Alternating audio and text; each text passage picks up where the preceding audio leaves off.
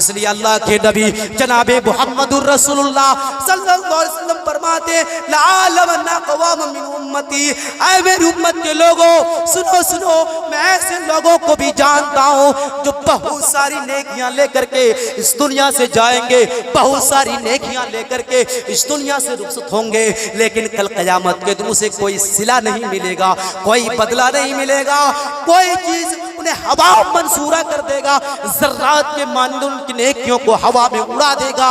अल्लाह के नबी फरमाते हैं, सौबान कहते हैं, कौन लोग होंगे?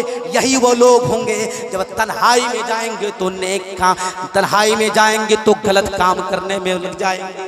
अल्लाह और अल्लाह के नबी जनाबे मुहम्मदुर रसूलुल्लाह सल्लल्लाहु अलैहि वसल्लम के अहकाम को ठुकरा करके गलत काम करने लगेंगे। प्यारे प्यारे सामीन, इसीलिए नेकियों के बर्बाद करने वाला तीसरा जो काम है, तन्हाई में अकेले में गलत काम न करना। नौजवानों, ये पैगाम है, पैगाम। आज हम और आप कहते रहे 20 साल 25 साल 30 साल हमारे रगों में खून दौड़ रहा है, खून दौड़ रहा है, हम कंट्रोल नहीं कर पा रहे। आओ अल्लाह से डरो, अल्लाह से खौफ खाओ। अल्लाह से डरो, कैसे नहीं बच पाओगे? नेकियां तो करना जरूरी है, लेकिन साथ ही साथ नेकियों की हिफाजत करनी आपको बहुत जरूरी है। चलते चलते आपको बताता चलूं, नेकियों को बर्बाद करने वाला चौथा अमल तकब्बुर, घमंड। एक इंसान घमंड करता है, तकब्बुर करता है। नेकियों को बर्बाद करने वाला चौथा अमल घमंड। अरे इसी घमंड ने, एक ही तकब्बुर ने शैतान को जन्नत से निकाल फेंका। अल्लाह तबारक व तआला कुरान करीम के अंदर इरशाद फरमाता है, आदम को सजदा करो। सारे फरिश्तों ने सजदा किया, सिवाय इब्लीस ने इनकार कर दिया। अल्लाह तबारक व तआला ने पूछा, मा मना, तुमने सजदा क्यों नहीं किया? इब्लीस कहने लगा, अना खैरुम मिन्हु, मैं उनसे यानी आदम से बेहतर हूं, क्योंकि आदम को आपने तो मिट्टी से और मुझे आग से पैदा किया। एक घमंड की वजह से इस शैतान मरदूद को जहन्नम से निकाल फेंका। इस जलसा में तशरीफ लाने वाले लोगों, कभी भी घमंड न करना, कभी भी तकब्बुर न करना, कभी भी जमीन पे अकड़ करके न चलना, क्योंकि कल क़यामत के दिन आज तुम अगर इस रुए जमीन पे अकड़ करके चलोगे, गुरूर और घमंड करोगे, इमाम कायनात जनाबे मुहम्मदुर रसूलुल्लाह सल्लल्लाहु अलैहि वसल्लम फरमाते हैं, युशरुल मुतकब्बिरून यौमल क़ियामा, कल क़यामत के दिन मुतकब्बिरों को चूटियों जैसे छोटे छोटे इंसानों शक्ल में उसे उठाया जाएगा, उनके ऊपर जिल्लत और रुसवाई मसकत कर दी जाएगी। आगे अल्लाह के नबी जनाबे मुहम्मदुर रसूलुल्लाह सल्लल्लाहु अलैहि वसल्लम फरमाते, ला यदखुलुल जन्नह, वह इंसान जन्नत के अंदर दाखिल नहीं हो सकता, वह इंसान जन्नत के अंदर दाखिल नहीं हो सकता है अगर उस इंसान के दिल के अंदर जर्रा बराबर भी, राई के दाने के बराबर भी तकब्बुर होगा, गुरूर होगा, घमंड होगा, वो कभी भी जन्नत में नहीं जा सकता है। सहाबा कहते हैं, अल्लाह के नबी सल्लल्लाहु अलैहि वसल्लम अगर कोई खूबसूरत कपड़ा पहनता हो, खूबसूरत लिबास में मलबूस हो, क्या वो ये भी घमंड है, ये भी तकब्बुर है? अल्लाह के नबी फरमाते हैं, नहीं नहीं, ये घमंड और गुरूर नहीं है। घमंड और गुरूर ये हक आने के बाद उस हक को ठुकरा दे, जमीन पर अकड़ करके चले, गुरूर और घमंड करे, यही तो तकब्बुर है, यही तो गुरूर है, यही तो घमंड है।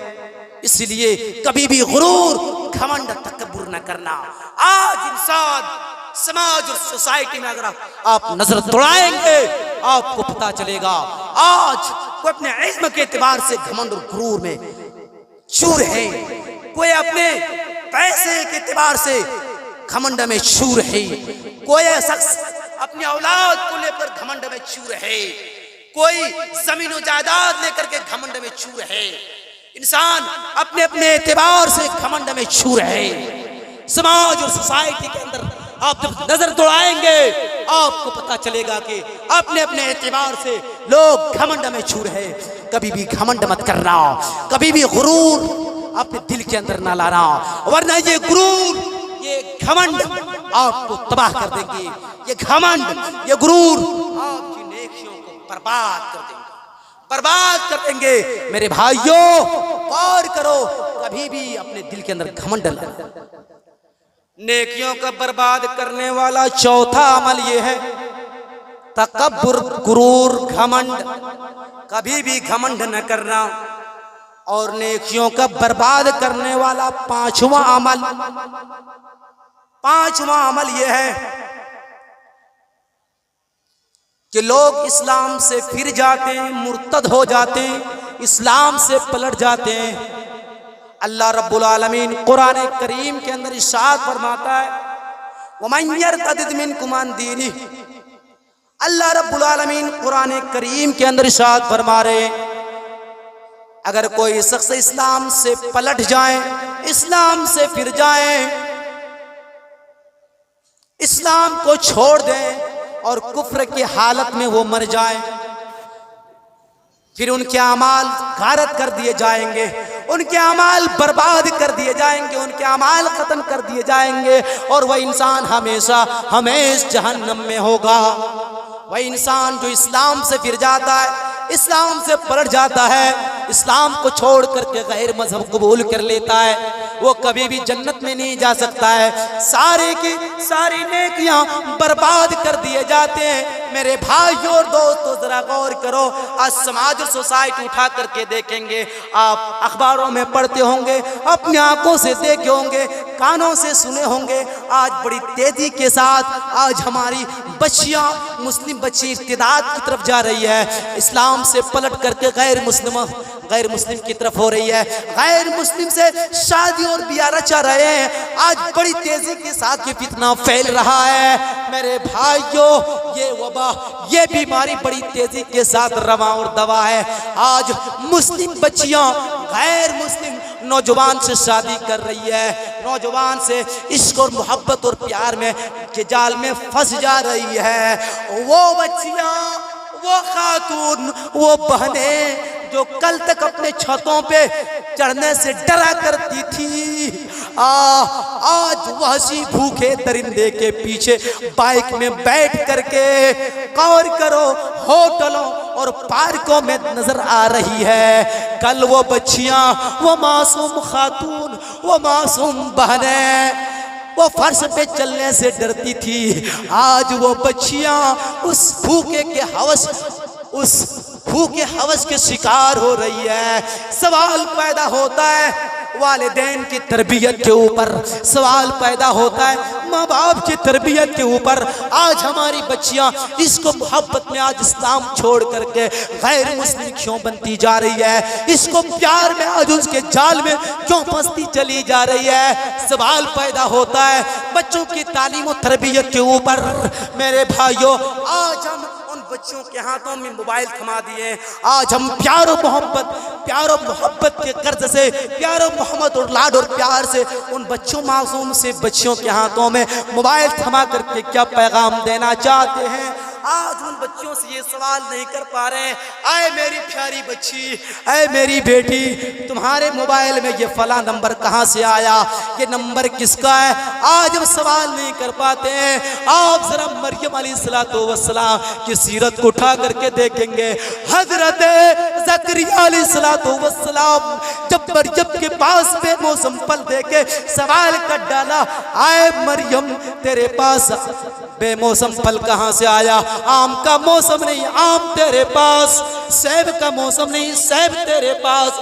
तरबूज का मौसम नहीं, तरबूज तेरे पास। ये सारे बेमौसम फल तेरे पास कहाँ से आए।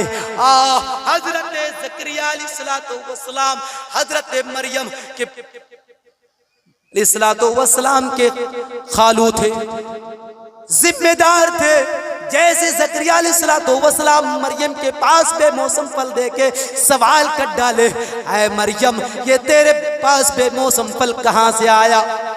हजरत मरियम अलैहिस्सलाम के बतन से, पेट से ईसा अलैहिस्सलाम जैसे नबी को पैदा होना था। पाक दामन औरत थी, क्या कहती है? सुनो सुनो, गौर से सुनो। है ज़करिया, आपने सवाल कर लिया तो जवाब भी सुनने की कोशिश कीजिए। आपने सवाल किया कि ये बेमौसम फल मेरे पास कहां से आया?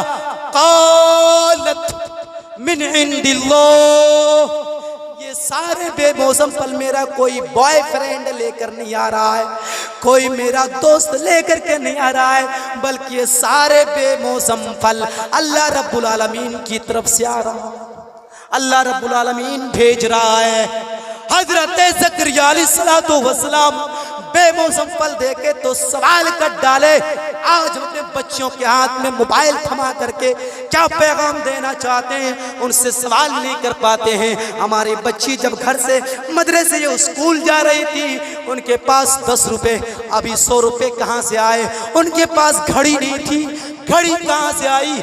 कापियां नहीं थी, कापियां कहाँ से आई? हम सवाल नहीं कर पाते मेरे भाइयों, हम नजर नहीं रख पा रहे हैं, इसलिए हमारी बच्चे इर्तिदाद की तरफ जा रही है। हमारी बच्चियां गैर मुस्लिम इस्लाम को पलट करके, इस्लाम को छोड़ करके गैर की तरफ माइल हो रही है। इसलिए अल्लाह रब्बुल आलमीन कुरान करीम के अंदर इरशाद फरमाता है, नेकियों को बर्बाद करने वाला 5वां अमल ये इस्लाम से फिर जाए और हालत कुफ्र में इंतकाल कर जाए, मर जाए। सारी की सारी नेकियां जो इंसान किया हुआ था, वो जो औरत की हुई थी, वो सारी की सारी नेकियां बर्बाद कर दिए जाएंगे, खत्म कर दिए जाएंगे। आज हम पैगाम क्या देना चाहते हैं? हजरत ज़करिया अलैहिस्सलाम को मरियम अलैहिस्सलाम कह रही है, आए मेरे खालू, आए मेरे जिम्मेदार, ये सारे बेमौसम फल अल्लाह रब्बुल आलमीन की तरफ से आ रहा, मेरे ऊपर शक न करो, मैं आपका नाम खराब होने नहीं दूंगा, मैं आपको बेइज्जत नहीं होने दूंगा। ऐ मेरे खालू, ये सारे के सारे बेमौसम फल अल्लाह रब्बुल आलमीन भेज रहा है। आज हम सवाल क्यों नहीं कर पाते हैं? हम क्या पैगाम देना चाहते हैं अपनी बच्चियों को मोबाइल देकर के? मेरे भाई और दोस्तों, ये चंद बातें थी नेकियों के बर्बाद करने वाले अमल। लगभग 1 घंटा से ज्यादा, 1.25 घंटा हो रहा है। हजरात, ये नेकियां तो करना आपको जरूरी है, लेकिन साथ ही साथ नेकियों की हिफाजत भी करनी बहुत जरूरी है। अगर आप नेकियों की हिफाजत नहीं करेंगे तो सारी की सारी नेकियां आपको बर्बाद कर दिए जाएंगे। आखिर में अल्लाह सुब्हानहू तआला से दुआ करता हूँ कि रब्बे कदीर हम तमाम मुसलमानों को किताबुल्लाह सुन्नती रसूल पे चलने की तौफीक अता फरमा। व आखिर दावाना अल्हम्दुलिल्लाहि रब्बिल आलमीन, वस्सलामु अलैकुम व रहमतुल्लाहि व बरकातुहू।